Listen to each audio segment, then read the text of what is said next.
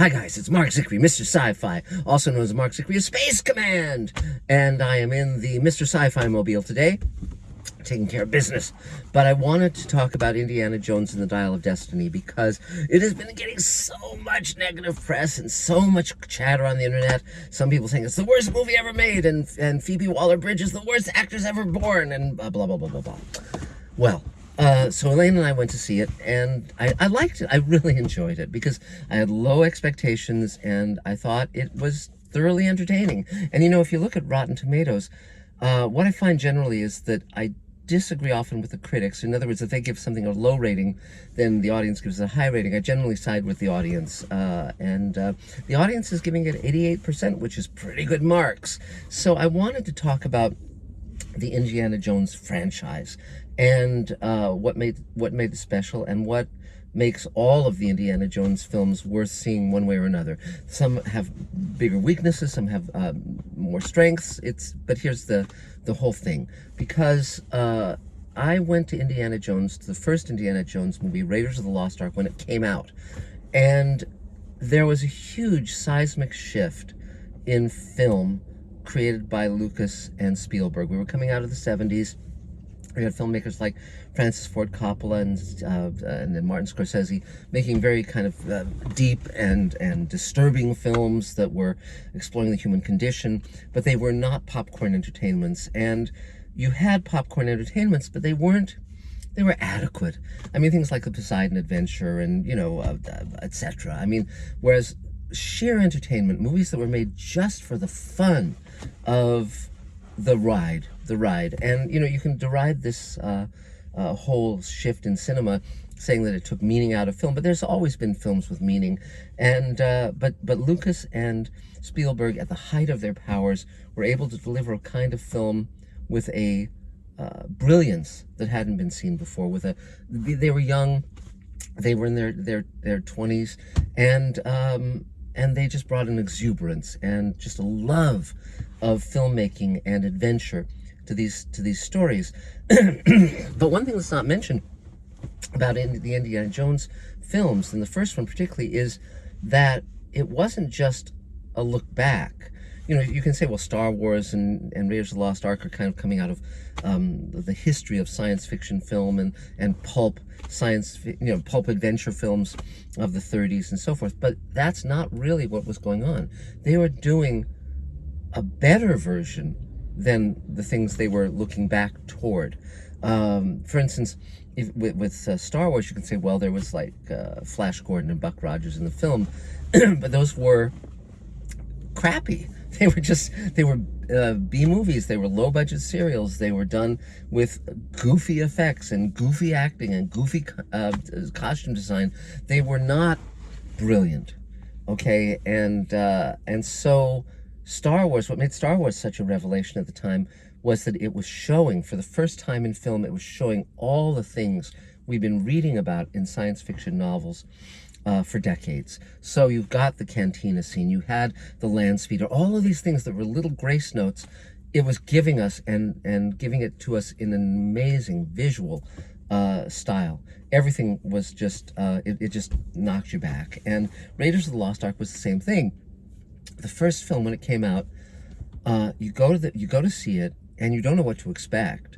And it starts with that incredible temple, teaser that ends with that rolling boulder coming down and all of that. And it was just breathtaking. And again, if you look at the films that it was tipping its hat to, that was inspired by, you can see things like the Republic serials. You can see, there was a Frank Buck, Bring Him Back Alive. There were movies, adventure movies set in the jungle and so forth, but they were never done with this kind of it was just wonderfully written, wonderfully directed, wonderfully acted, beautiful production design. It was a recreation in a higher form. And but also there's several influences on Raiders on the Indiana Jones films that are generally not mentioned. Obviously the pulp fiction, H. Rider Haggard, the pulp adventure magazines, Edgar Rice Burroughs, of course. But another reference that you probably wouldn't catch unless you really are savvy is there was an art form that vanished in the late 50s, and that was radio drama, radio comedy. It continued in England and to this day, and now thanks to drama podcasts, we've got fiction, we got radio dramatizations back. But for decades, radio died out and it was gone. But the greatest radio adventure show of all time was a show called I Love a Mystery, created and written and directed and produced by Carlton E. Morse. And it was brilliant. It ran in 1939 for several years, and then he took the same scripts and remade them with a different cast in 1949. And it was brilliant, adventurous. It took place, some of them took place in jungles all around the world. Some took place in mansions, creepy mansions, or on ranches. I actually interviewed Carlton Morse in his old age, and it was just brilliant. He was a brilliant writer. He wrote a family drama called One Man's Family that essentially was this decades-long story of a family, and to kind of cleanse his palate, he wrote I Love a Mystery, and to kind of let himself loose, and the way you know that Indiana Jones and the Raiders of the Lost Ark is strongly influenced by I Love a Mystery is the main characters in I Love a Mystery were Jack, Doc, and Reggie, who had all these adventures all around the world. And you can find I Love a Mystery on LibriVox online, or if you just type in I Love a Mystery, you'll find it, and you will hugely enjoy it. It's truly wonderful. And but in the scene at the beginning of Raiders of the Lost Ark, where Indy is being pursued by the natives, and he's running toward a plane that's waiting for him. The guy, he's yelling Jack. Jacques is calling him Doc, and the snake is Reggie. Jack, Doc, and Reggie. There it is. Wonderful little Easter egg, and you now know more than you knew a moment ago. So the first film was great. We can all agree on that. I think it was wonderful. Harrison Ford was perfect in it. The fact that in close succession he did, Han Solo and Indiana Jones, and then Rick Deckard and Blade Runner, 3 iconic roles. Any one of them would have made someone's career, but he did 3 like bam, bam, bam, bam, bam. Great actor. Very under-recognized in terms of his acting skills. He's really, really unique in terms of the way he can play an action hero. Interestingly enough, the actor they first wanted was Tom Selleck, and he had just done a pilot for Magnum PI, and it got picked up, and so he wasn't available to do the movie. Thank God, because if you look at him in adventure films like Runaway, he's perfectly credible, but he doesn't have that gravitas. He doesn't have that kind of anger and grit that Harrison Ford has. I don't know if Raiders would have been successful. It would have been very, very different. But thank God for Harrison Ford. So then, of course, they did the sequels, and it's funny. There are 2 things the fans tend to forget.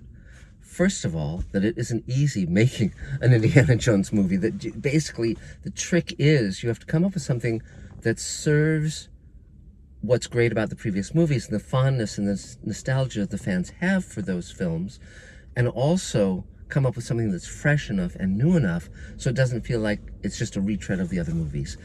Not an easy balance to strike. And the other thing they forget is that the other movies weren't perfect either. And they're talking about, well, Indiana Jones is not Indy in this film. He's an 80-year-old guy, 79 when they made this film. And he's doing great. Harrison Ford can still deliver a punch. He can still move. He can still talk. He can still act. I mean, what do you want? Give the guy a break. Jesus. Actors back in the day, they were old at 50, because they were drinking and smoking and carousing. But Harrison Ford is doing amazingly well. And I think he's still credible as Indiana Jones. I think he does a very, very good job. And I think, as everyone's been mentioning, the early scenes where he's young, they've done a much better job making him work as a young character. In terms of the technology, and so forth. But okay, but like for instance, in some of the other Indiana Jones movies, Indiana Jones and the Temple of Doom, in the beginning sequence, he's an idiot. He drinks a poison drink when he's sitting across the table from enemies who he knows want to kill him, and he just kind of blithely accepts the drink and drinks it, from these guys. Then, there's this ridiculous action set piece, which is just silly, and then he gets in an airplane. He doesn't know how to fly. I mean, Indiana Jones, of all people, would certainly know how to fly. And he goes to sleep so that the pilot and co-pilot can parachute out and leave him trapped with the girl in peril in a plane that's, and so again, he's an idiot in that film, and in that sequence at least. But that second film has some wonderful things. It has wonderful set pieces. It's got Short Round, who of course now is in Everything Everywhere All at Once. Great comeback story. And Short Round, of course, is extremely winning and extremely funny, and that falls into a stereotypical role of the sort of other racial sidekick that you used to get in a lot of movies, where you'd have guys like Mantan Moreland, or you'd have Asian actors like Key Luke, playing sort of the number one son to the white guy, who's might in some cases like Charlie Chan would be in makeup, pretending to be an Asian, but and the Indiana Jones movie is kind of referencing certain stereotypes, but still, we can let that go. We can enjoy it for what it is, if we choose to. If we're offended, we don't have to watch it. But so the first film, of course, is the best of all of them. It's terrific. And one thing I wanted to say also is about the choice of villains. Nazis are great villains still. And here's why, okay, I think.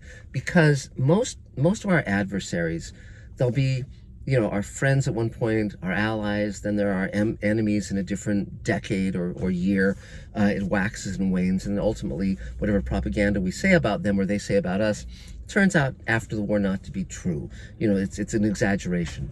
But with the Nazis, they were exactly as bad as everyone said. They were worse. Genocidal, everything. Their Nazi race theory, there's Aryan Superman.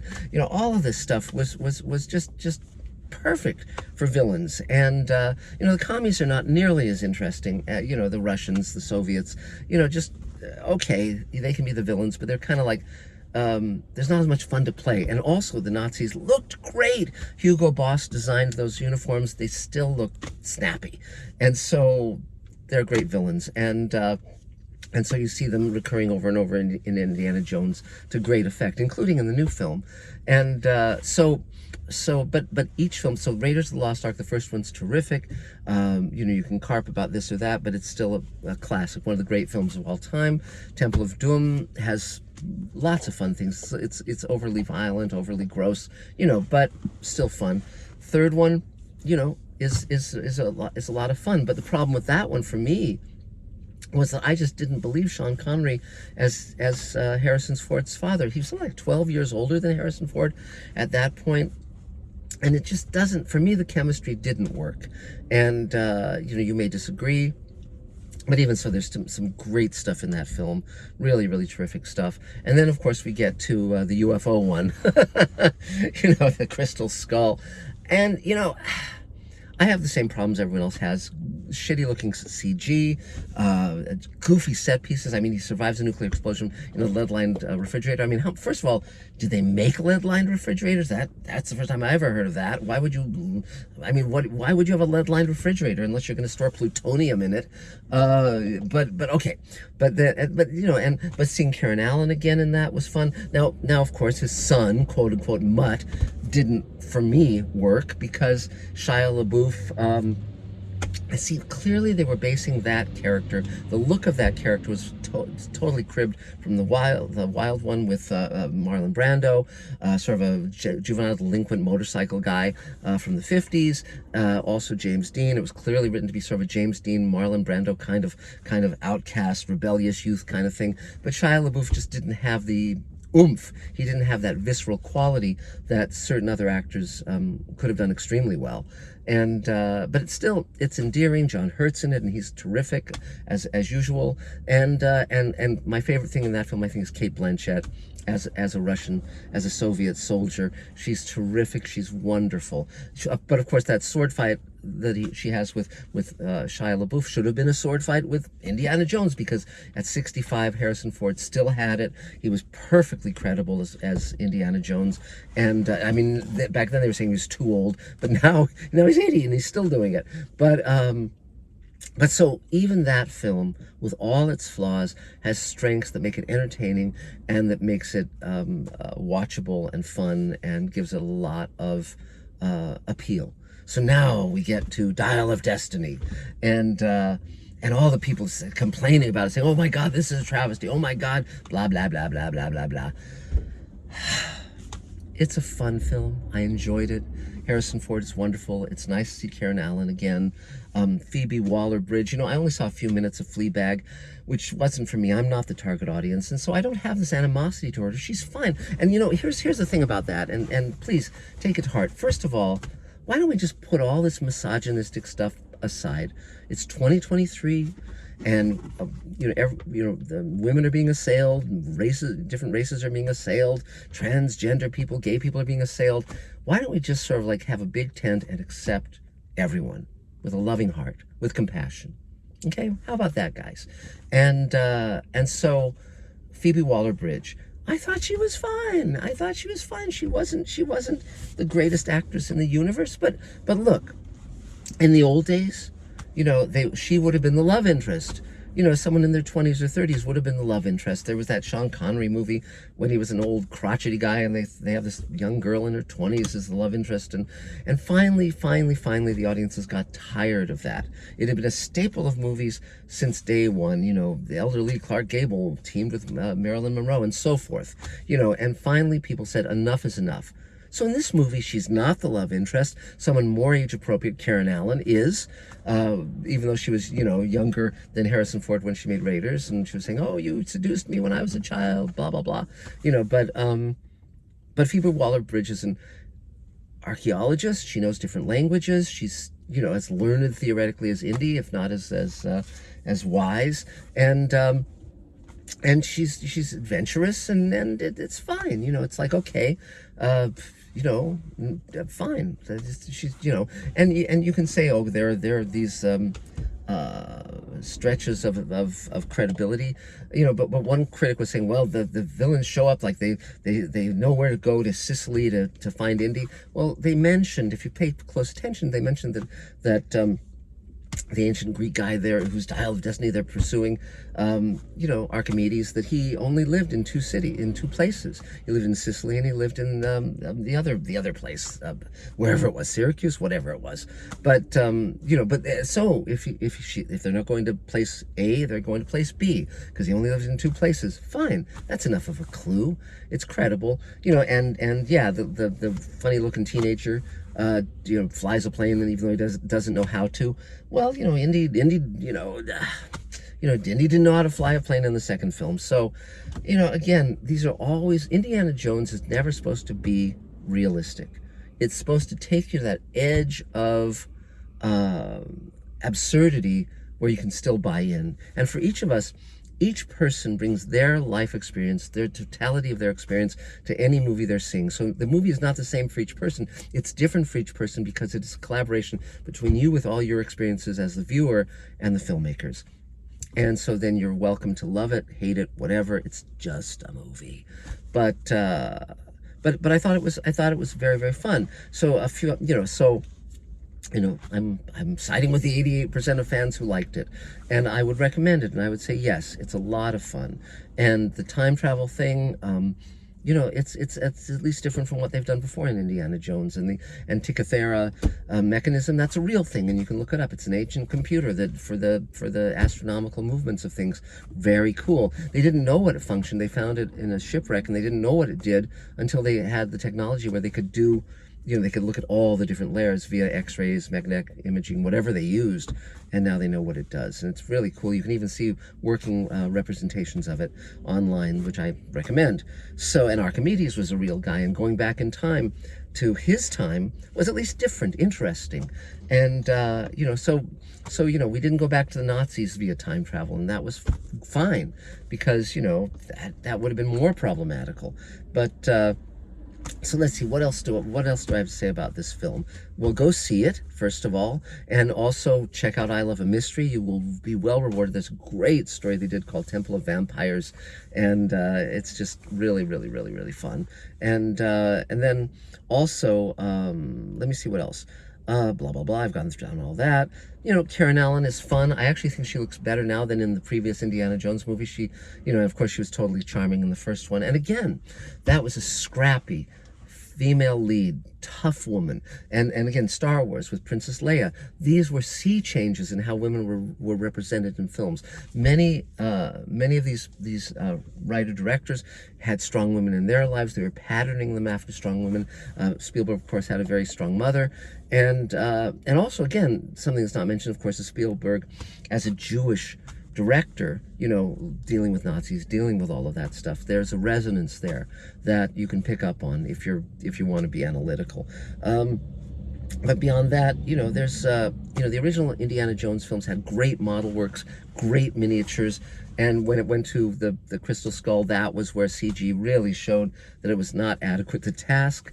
This film, you know, CG has gotten better, and this has model work. This has a lot of stuff. This is using everything they know how to use, and it's a much faster pacing because of where editing and where visual effects are nowadays. But it pays off, and as I said, the opening with the Nazis is really delightful, really fun, and if you want to tear it apart, you can, but why bother?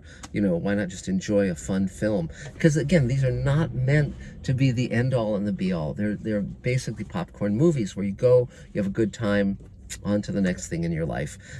But you know, John Rhys Davies, it's wonderful to see him, and also they put him in the context of having children and grandchildren, and it was kind of wonderful because you said, oh, well, here's a character who turned out well. He's got a loving family, and he doesn't take him on the adventure. He doesn't put him at risk, and that's good. That's wonderful. And you know, and you can say, well, at the beginning, Indy's getting divorced, and Mutt died in Vietnam. Well, you know, okay, cool. You know, and I thought at the end they might have, you know, Phoebe Waller-Bridge use the dial of destiny to go back and save Shia LaBeouf, so that when Indy wakes up, his son is there, his loving wife is there. But that probably would have been one thing too many. And they don't, they don't mess with the time stream. They don't screw things up, and they take responsibility, which is good. And so Karen Allen is convinced to go back to him because he loves her. And Phoebe Waller-Bridge, her arc, of course, is she goes from being an archaeologist who just wants the money to being someone who finds her heart again and, you know, cares for people. So, you know, for me, this was solid. It was a solid film. It was a fun film. I loved seeing Harrison Ford doing one last go at Indiana Jones, and, you know, so good for him. Good for him. This is a much better film than Crystal Skull, much less wacky. I mean, for one thing, here's another thing that's cool. In Crystal Skull, if you take Indiana Jones out of the movie, everything more or less happens the same. You know, the aliens, you know, destroying everybody. And that was a problem, of course, with the original Raiders of the Lost Ark. That is a movie that literally has a Deus Ex Machina. God shows up at the end and kills the villains and saves the heroes. And it's fine there because it's such an amazing film and so fun. But in this film, our characters actually do things that save the day. They do things, they take actions that went out, and also the set pieces are fun. I very much enjoyed Indiana Jones on a horse going down the subway. I very much enjoy, and you have enough shots of the real Harrison Ford on the horse. So yes, they're using all of their bags of tricks to make it work. I thought the villains were okay. I thought, you know, their ruthlessness was interesting, and you know, and although Mads Mikkelsen, I'm sure, is getting tired of playing villains, you know, he did a credible job. He's not my favorite actor, but he's not a bad actor. So anyway, so that's some of it. So we'll talk again soon. But if you want to buy Space Command shares, please do. We're trying to fill a hole in our budget from shooting the other week. But just give me a call or email markzicree@gmail.com, and we'll talk again real soon. Bye, guys.